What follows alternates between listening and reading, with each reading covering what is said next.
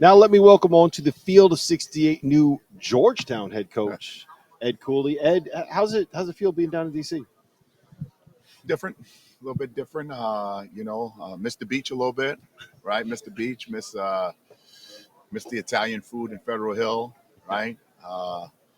Different but exciting. Different but exciting.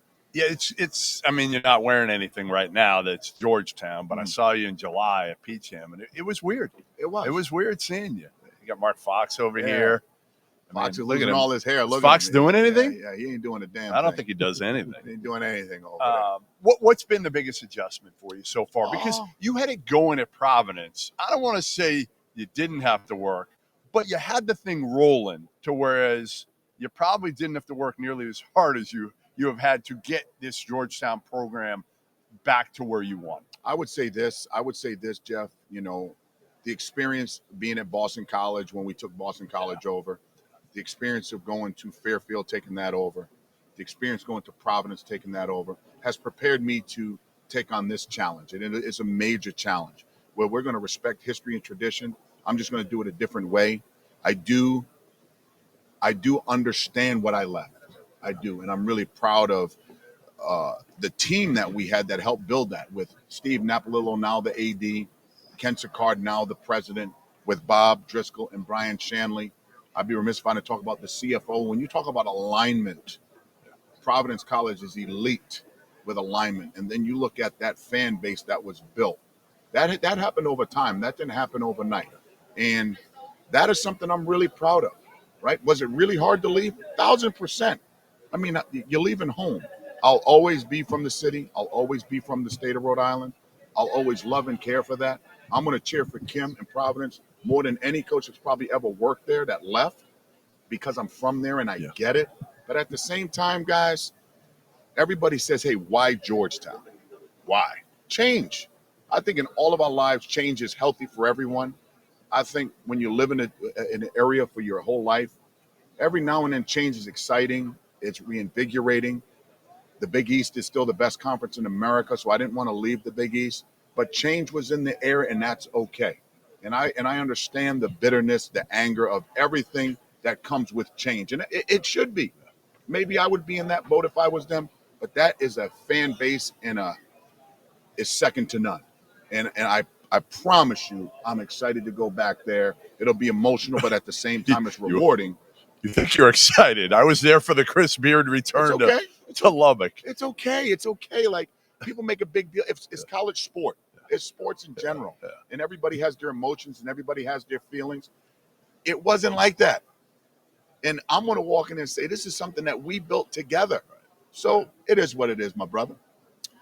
I always said, I didn't think you'd leave because when I talk to people, and you and I have known each other for how long? 30 years. Yeah. I always say the one thing with Ed Cooley is you want to be liked by people. Sure. We all want to be liked. But you really do. Nobody's ever said a bad word about Ed Cooley. Until now. Now a whole city sure maybe doesn't like you. It's okay. And it's your city. Yeah, that's tough. Tough. That's a fair. How do you deal with that? How do you come to grips with that, Ed? I think when you make the decision to leave and you make a decision for your life, it's to be expected that people aren't going to be happy with it. It's to be expected that, and that's people's own emotions. That's their own feelings. Seriously. So I think we all want to be liked, but I want to make sure that I'm taking care of my own soul at the same time. You know what I mean? Yeah. Will it be hard? Of course it will. I'm human. Everybody's human. But again, until you sit in the seat that we're in, when you're a leader and you make change, you just got to deal with what decisions that you made and kind of roll with the punches, right? Again, anger is a secondary emotion. Everybody will get over it. I want people to embrace the coach that they have. They have a fantastic young coach who will do great things. Who gives you a ton of props, by the way. He just did. Much greater than I probably ever did, right? Much greater. He had a change. I've had a change. And I think what makes this more hard on everybody is I stayed within the league. Right. But that's the Big East that I love. That's what I was born and raised in. And that's not something I'm going to apologize for. I'm not apologizing for taking care of my life.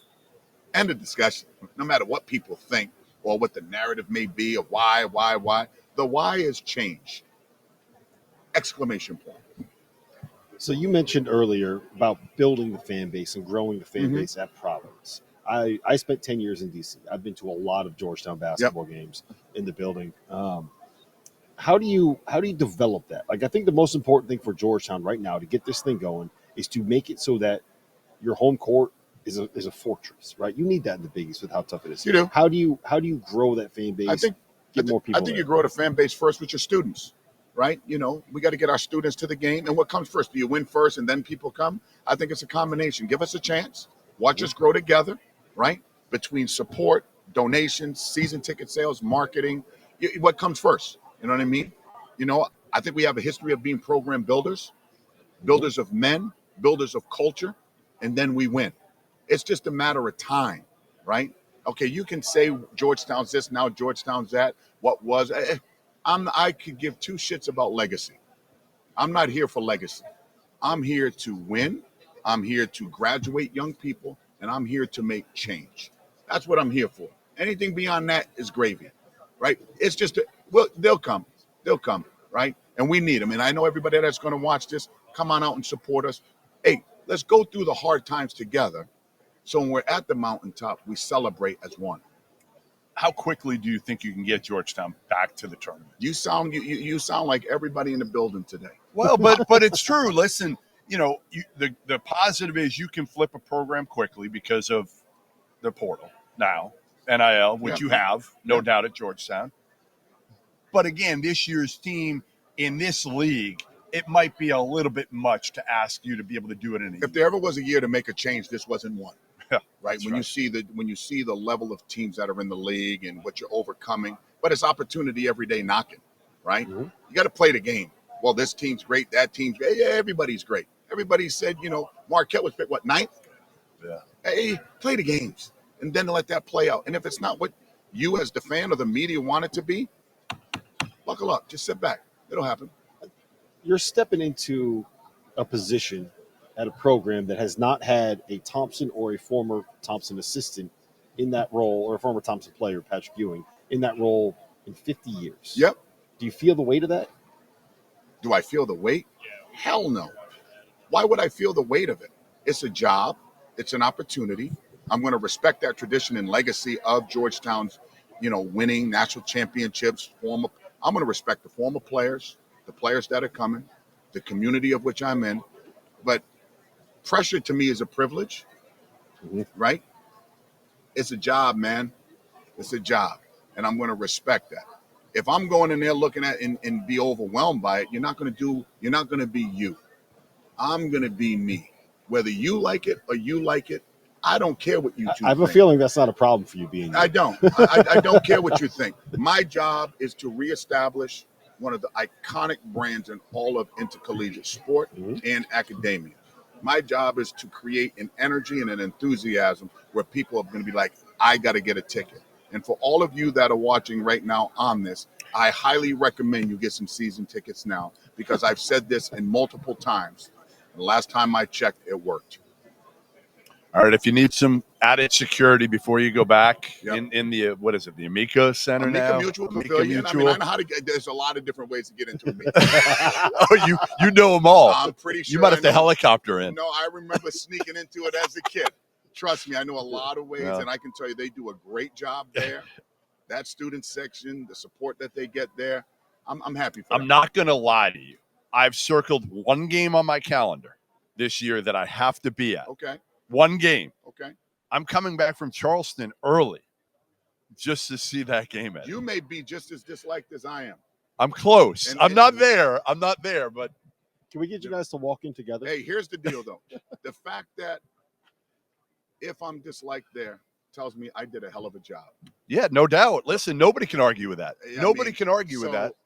That is what it is, man. Yeah. Like, at the end of the day, it's home, it's this. Yeah. At the end of the day, it's a job. Yeah. Right? Yeah. It's a job. So I appreciate you guys. Great love seeing you. Being on. Great All love seeing to you, baby.